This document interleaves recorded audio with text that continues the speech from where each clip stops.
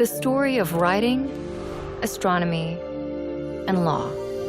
The story of civilization itself begins in one place.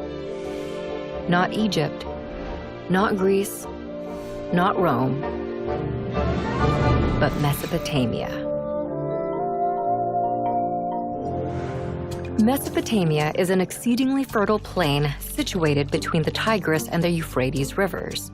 For 5 millennia, this small strip of land situated in what is today Iraq, Kuwait, and Syria fostered innovations that would change the world forever. Inhabited for nearly 12,000 years, Mesopotamia's stable climate, rich soil, and steady supply of fresh water made it ideal for agriculture to develop and thrive. About 6,000 years ago, seemingly overnight, some of these agricultural settlements blossomed into some of the world's first cities.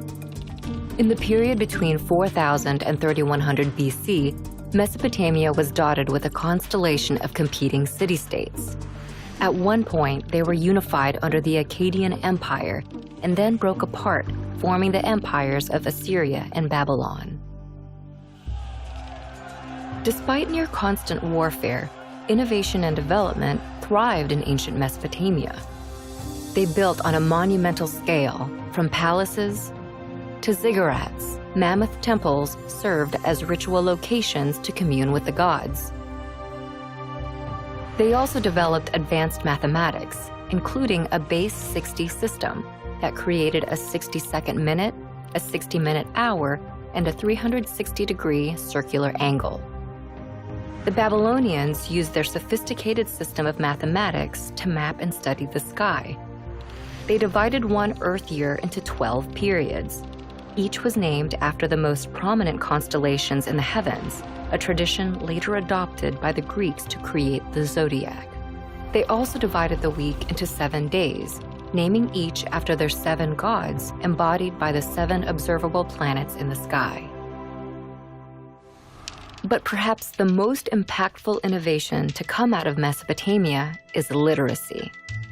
What began as simple pictures scrawled onto wet clay to keep track of goods and wealth developed into a sophisticated writing system by the year 3200 BC.